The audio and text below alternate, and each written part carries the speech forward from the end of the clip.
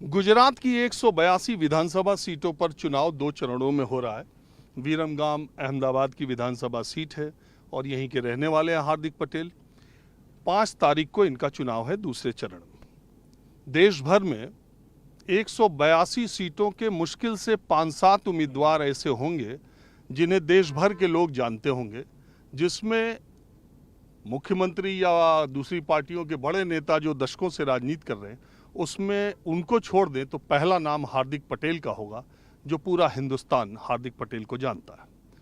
मैं 2017 के विधानसभा चुनाव में भी आया था, तब सबसे ज़्यादा हार्दिक पटेल की चर्चा थी। पाटीदार आंदोलन ने पूरे राजनीति के समीकरण उलट पुलट कर दिए थे। इस बार हार्दिक पटेल भारतीय जनता पार्टी में है। तो हार्दिक जी, सबसे पहला मेरा सवाल यही है कि ये इस चुनाव से पहले आपका हृदय परिवर्तन क्यों हो गया? सब लोग जानते हैं कि कांग्रेस पार्टी गुजरात की अस्मिता और गौरव के खिलाफ रही है, और जब देखो तब हर किसी मोड़ पे गुजरातियों को गाली देने का प्रयास होता है। तो निश्चित रूप से जो लोग गुजरात की जनता की भावनाओं को ही ना समझ पाए, तो स्वाभाविक है कि उनके साथ ज़्यादा रहने का कोई फ़ायदा नहीं है। क्योंकि आखिरकार तो हम सब लोग अपने स्टेट की, अपने लोगों की हितों के लिए उनकी सेवा के लिए ही राजनीति में आए थे। इसीलिए हृदय परिवर्तन तो नहीं कहेंगे, लेकिन रास्ता सही चुना है ये जरूर कहेंगे। लेकिन जब आप 1 साल के करीब वहाँ कार्यकारी अध्यक्ष रहे कांग्रेस के, देखिए, दो चीज़ है कि कार्यकारी अध्यक्ष बना दो और फिर भी काम करने का मौका ही ना दिया जाए तो क्या फ़ायदा। अगर आपको हाथ में ये बूम थमा दिया और फिर आपको किसी का इंटरव्यू ना करने दे तो क्या करोगे? बूम लेके घूमते रहोगे? तो पद दे के फिर घूमना ही सिर्फ क्या कार्यकारी अध्यक्ष है, कार्यकारी अध्यक्ष। हम पद लेने के लिए तो कभी नहीं आए थे, हमें तो काम करना था। हमें तो जिस मुद्दे और सिचुएशन के साथ राजनीति में या सामाजिक जीवन और राजनीतिक जीवन में आए थे, वहाँ तो किसी के लिए कुछ करने की उम्मीद, किसी के लिए कुछ करने की, कर गुजर करने की एक ताकत थी, उत्साह था, जिसको कांग्रेस ने दबाने का काम किया। नहीं, आपको काम करने का मौका नहीं मिला, ये बड़ा कारण है या गुजरातियों के आत्मसम्मान वाली बात है? प्राथमिकता गुजरातियों के आत्मसम्मान के लिए ही तो हम काम करने आए ना। तो कांग्रेस क्या कर रही थी? गुजराती को आत्मसम्मान को ठेस पहुंचा रही थी और काम भी नहीं दे रही थी। ऐसा क्या किया कांग्रेस ने? जब देखो तब अदानी अंबानी को गाली। क्या दिक्कत थी अदानी अंबानी को गाली? 2014 के बाद अदानी अंबानी पैदा हुए, पहले नहीं थे। और देश के अंदर 2 ही व्यापारी है, दूसरे कोई उद्योगपति नहीं है।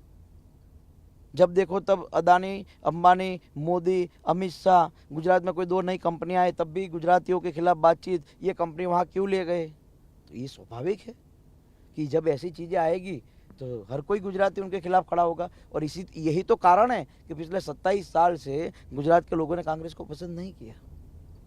तो आपको लगता है कांग्रेस में जाना आपकी गलती थी? आपको अपनी जो आइडेंटिटी थी उसमें रहना चाहिए था? मैंने तो कहा, मैंने जब इस्तीफा दिया तभी कहा था कि कांग्रेस में जाना मेरे 2 साल बिगड़े हैं।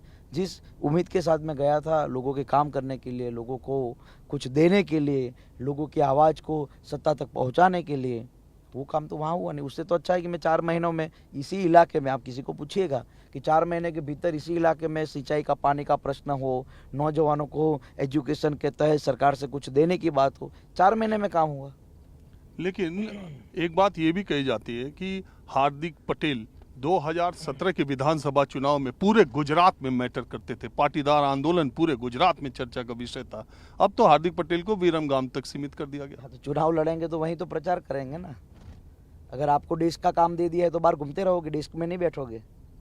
नहीं, मेरा कहने का मतलब वो जो आपका कद था उस कद से। लेकिन यहाँ चुनाव है तो यहीं प्रचार करूंगा, नहीं ये छोड़ के बाहर जाऊंगा चुनाव प्रचार करने के लिए। भाई मैं वो बोल रहा हूँ। इस प्रदेश में, आपके प्रदेश में भारतीय जनता पार्टी ने 40% मुझे लगता है कि टिकट, 1/4 से ज्यादा ही टिकट पाटीदारों को दिया है। तो क्या आप सिर्फ वीरमगाम तक के पाटीदार नेता हैं? मैं पाटीदार नेता हूँ ही नहीं, मैं तो सबका काम करना चाहता हूँ। विधायक की भूमिका में किसी एक समाज का काम नहीं होता, विधायक की भूमिका में सबको लेकर चलना पड़ता है मेरे भाई। और मुझे तो ताजुब लगा कि एक पत्रकार के रूप में अगर आप ये कहेंगे कि विधायक को सिर्फ एक ही समाज का काम करना है तो ये तो तौबा तौबा हो गया है। आपने आंदोलन तो पाटीदारों का किया वो था। आंदोलन तो खत्म हो गया ना, उसके लिए तो 10% रिजर्वेशन लागू हुआ है पूरे देश में। गुजरात में 2 बड़ी बिन आरक्षित वर्गों के लिए निगम और आयोग लागू हुए, आपके यूपी बिहार में कहीं नहीं होंगे। आपने जो पाटीदार आंदोलन में मांगे रखी थी वो पूरी हो गई?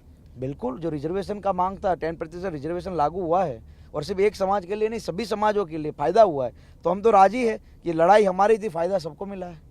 अच्छा, एक बात और हार्दिक जी, पिछले 2017 के चुनाव में जिग्नेश मेवानी, अल्पेश ठाकुर और हार्दिक पटेल 3 युवा नेता थे। अल्पेश ठाकुर और आप भारतीय जनता पार्टी में आए। अल्पेश ठाकुर जो कांग्रेस से इस्तीफा देने के बाद उन्होंने विधानसभा उपचुनाव लड़ा, वो हार गए और फिर सीट बदल के दूसरी जगह गए। जिग्नेश मेवानी अभी बने हुए। ये तीनों क्यों राहें अलग अलग जुदा हुई? पता नहीं, जिसको वैचारिक लड़ाई ठीक लगे वहाँ जाता है। राहें अलग नहीं तो हम पहले कहाँ साथ थे? नहीं, मैं तीनों आंदोलन तो अलग अलग थे। हाँ, तो तब भी राहें अलग थी। कोई अपने लिए लड़ रहा था, समाज के लिए, मैं अपने समाज के लिए लड़ रहा था।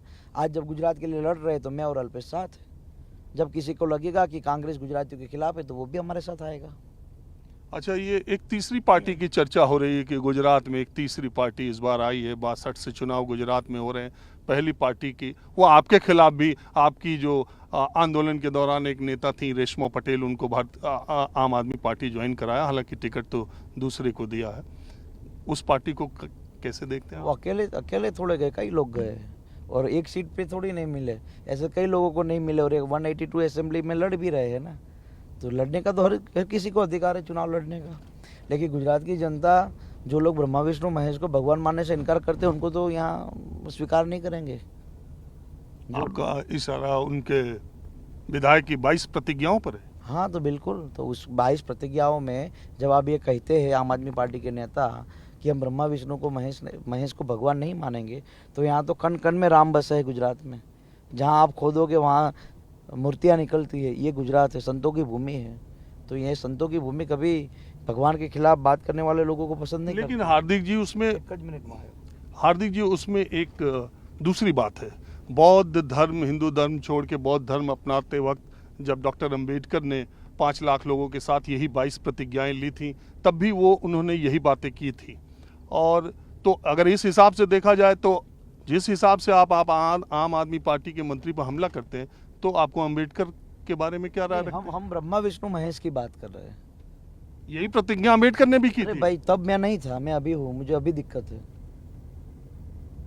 मैं ब्रह्मा विष्णु महेश मेरे घर में पूजे जाते, मुझे अभी की दिक्कत है। मैंने जिसको देखा है, मैंने सुना नहीं है। तब क्या कहा गया, मैंने अभी देखा है और उसके कारण पूरे प्रदेश और पूरे देश में लोग नाराज है। तो आप पास्ट में क्यों चले जा रहे? जो हकीकत है उसको स्वीकार कीजिए ना। नहीं, मैं तो कह रहा हूँ कि ये पहले भी हुआ है। लेकिन अभी की बात कीजिए ना। जो पहला है उसको ही पुनरावर्तन करना है क्या? कुछ सुधरना नहीं है इन लोगों को? तो गुजरात के लोग, मैं नहीं मानता कि इनको स्वीकार करेंगे। नहीं, सुविधा के अनुसार बीजेपी अंबेडकर को अपना ले और अंबेडकर ने जो वो अगर वही काम दूसरा करे तो नहीं। अरे भाई, हम जो बोल रहे हैं वो आपको अलग स्टेप पे जाना है। हम बोल रहे हैं ब्रह्मा विष्णु महेश को भगवान मानने से इनकार कर दिया, गुजरात के लोग नहीं स्वीकार करेंगे। अभी गुजरात के लोगों को मालूम है, पहले की बात नहीं मालूम।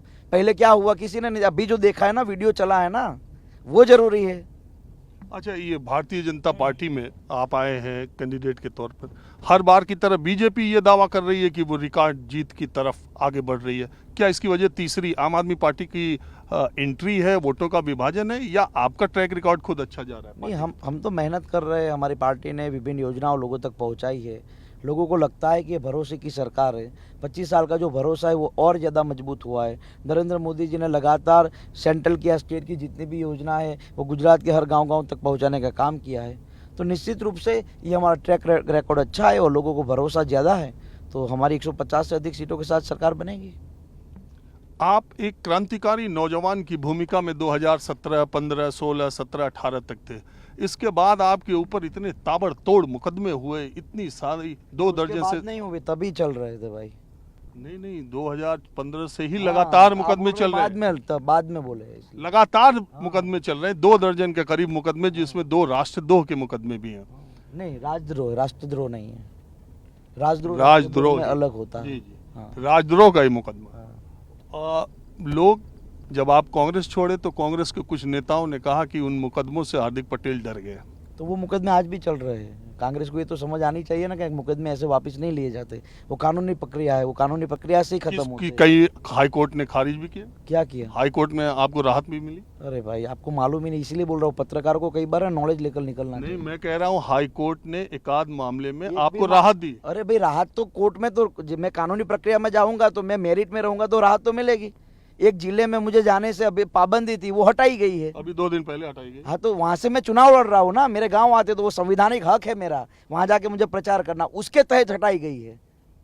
मैं इसलिए बोल रहा हूँ, कई बार आप लोगों को ख्याल होता नहीं है तो आप कुछ भी बोल लेते हो। नहीं नहीं, नहीं, ऐसा यही नहीं बोले ना आप, इसीलिए। मैंने अभी कहा कि तो आपको क्या राहत आप ये मिली। मानते हैं कि सरकार का कोर्ट में चलता है? नहीं नहीं नहीं, हाँ, नहीं, मेरा आप इस- ऐसा समझ रहे हैं। नहीं, मैं ये कह रहा हूँ कि जब आपने कांग्रेस छोड़ी तो कांग्रेस के नेताओं ने ये कहा, अरे कांग्रेस तो कुछ भी कहेंगे, मैं अकेला थोड़ी गया, आधी कांग्रेस छोड़ के लोग चले गए, उसमें ध्यान दे कांग्रेस के लोग।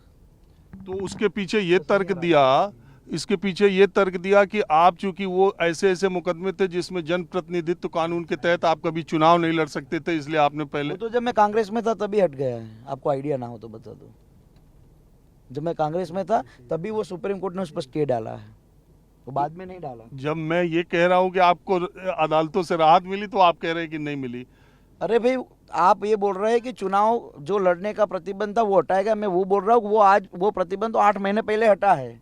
आप ये मत समझिए कि मैं भाजपा में आया उसके बाद हटा है, मैं ये समझा रहा हूँ नहीं आपको। नहीं, ये मैं कतई नहीं कह रहा हूँ। हाँ। दूसरी बात, एक बात, मैं ये आपका फैसला है, आपने आंदोलन किया, आप कोई भी पार्टी ज्वाइन करें, आगे भी कोई पार्टी ज्वाइन करें, उससे नहीं। मुझे सिर्फ ये आपको दिखाई देता है कि कांग्रेस बीजेपी के किसी विकल्प के तौर पे आपको नहीं दिख रही थी, इसलिए आपने रास्ता अलग बदला। नहीं, मुझे तो मेरे गुजरात के लिए विकल्प चुनना था तो मैंने बीजेपी का चुना और बीजेपी में आ गया और मैं काम कर रहा हूँ।